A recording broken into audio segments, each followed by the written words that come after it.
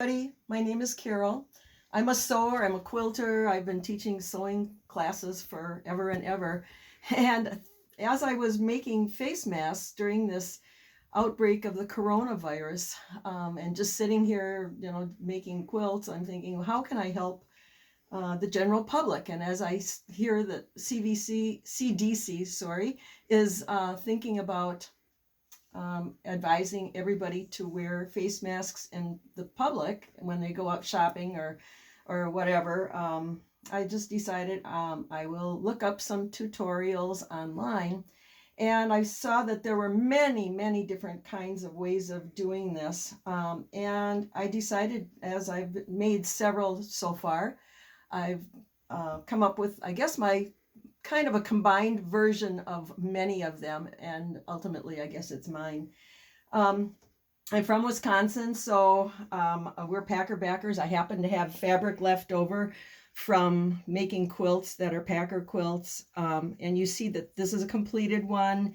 And when it's opened up, it's actually fanned out like this. You fan it out. And this is for over the ears. I have been making them either with elastic or with bias tape, narrow bias tape inserted to go over the ears. I know that there are some that the patterns that are using 4 straps to be tied around a person's head. That might be awkward for more elderly people to do that, or people who aren't able to lift their arms up. Here's another badger one. I'm a badger backer.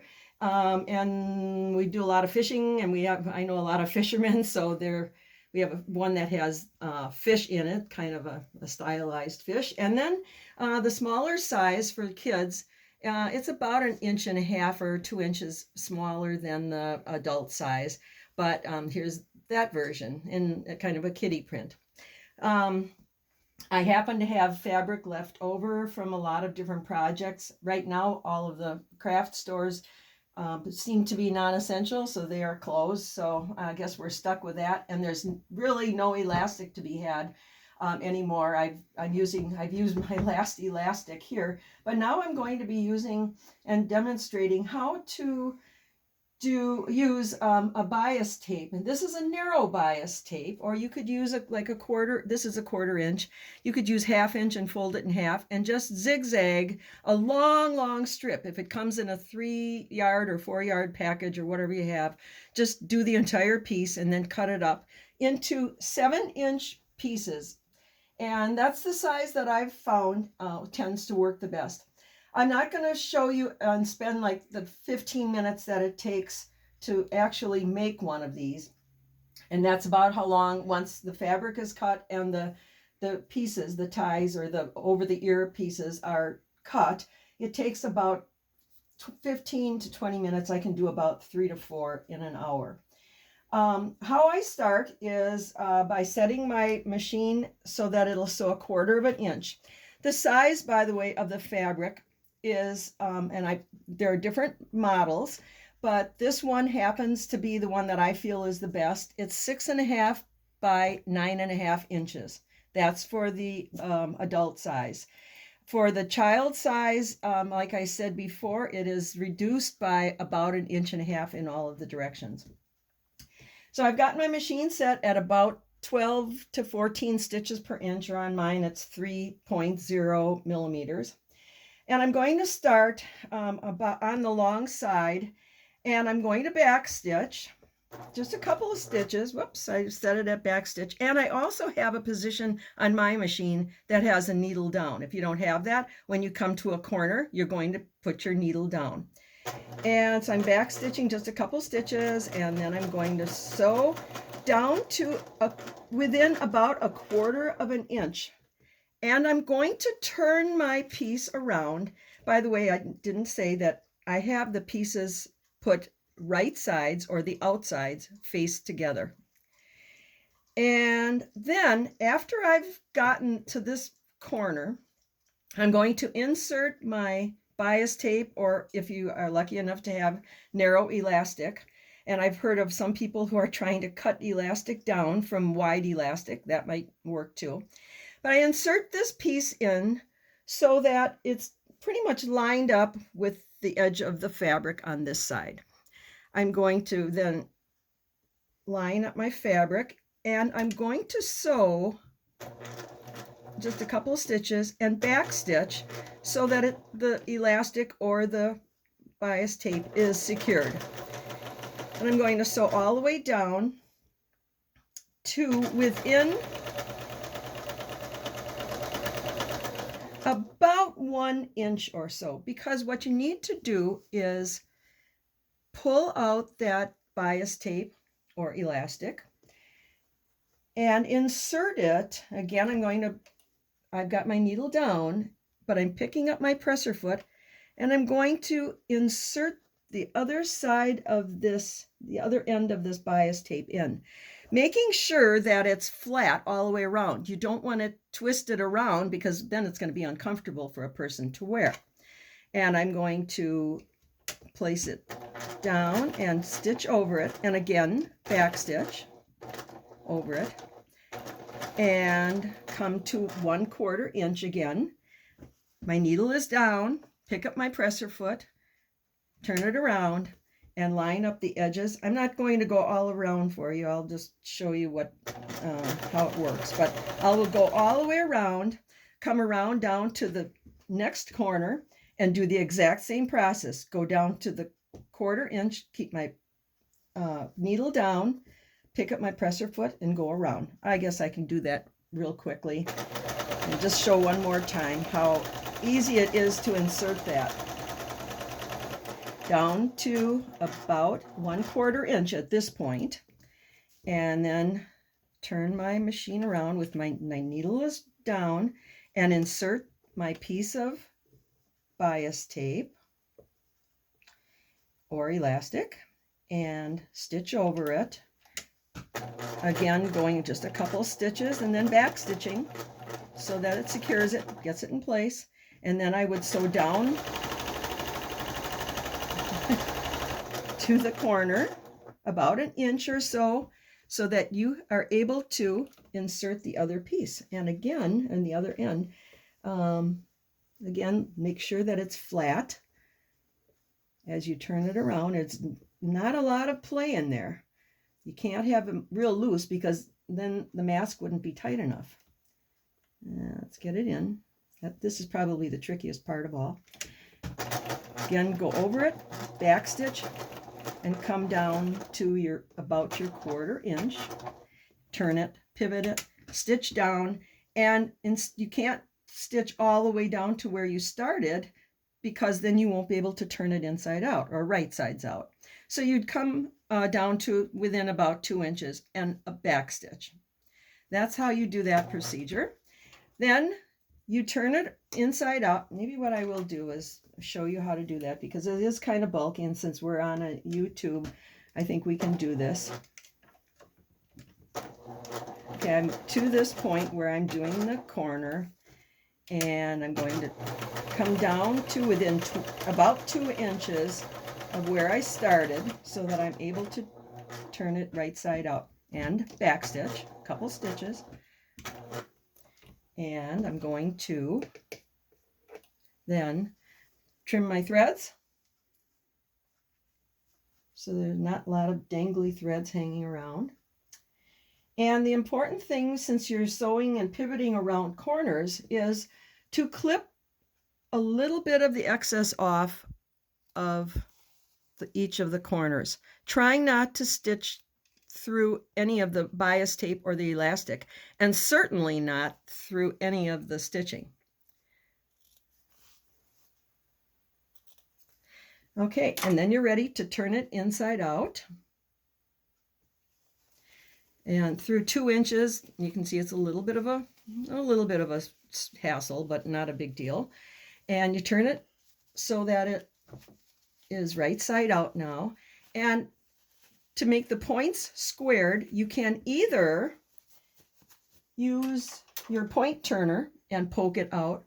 But what I found is just much easier is just to take your ends of your bias tape or elastic and just pull it out that way. And you've got pretty close to near perfect corners. We'll just get this one done. And that, okay. So we're up to the point where now we have just this little 2-inch opening. And at this point, I take it to the ironing board, but I have one already ironed for you.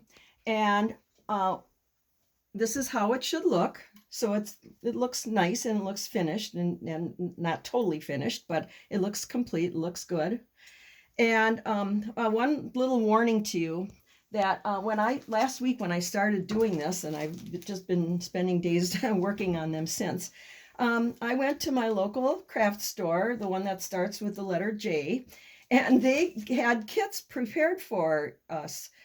So I took one of the kits along, and one of the kits, or the kit went for one of the masks, had a piece of elastic cording.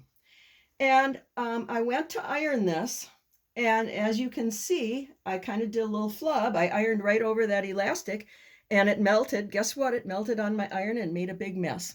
So for those of you who have craft kind of cording, it may not be as comfortable for people to wear this, but when we don't have anything else to use, no elastic left on earth apparently, and not many people have a lot of bias tape sitting around. If you have kids that have this elastic cord, you can use like for beading or whatever, for making little craft jewelry things.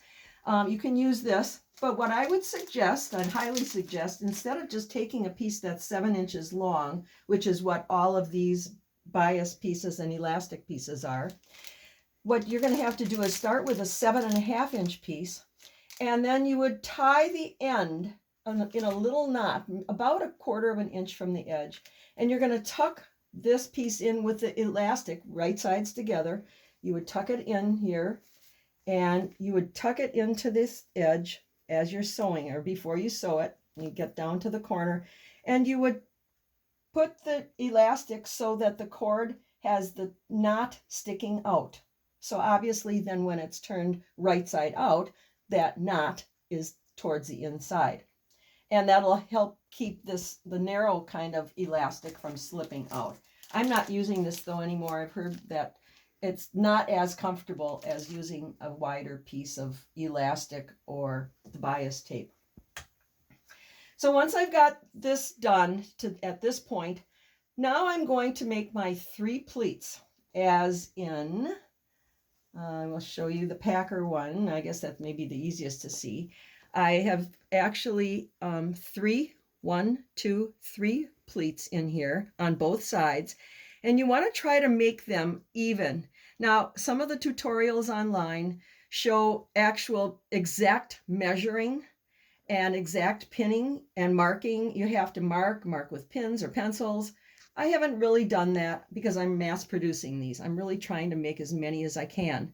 So I start with the at the top, and I do, let's see, get a pin.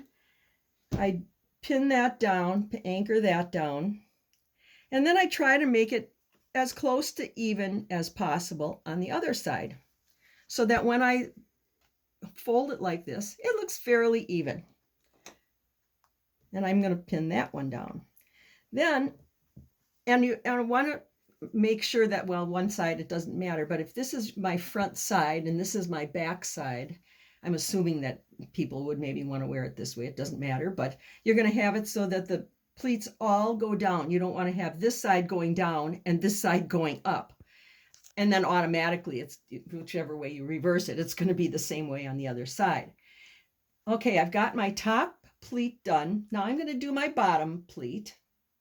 And also that is also about 1/4 inch. And I'm not exactly concerned with and making sure that this is precisely as big as the top part.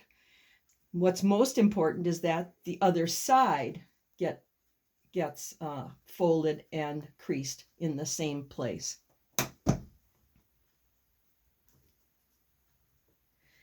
And then, it's hard and it's stiff sometimes to go through. You're going through basically the 4 layers, and if you're using heavier fabric, that makes a difference.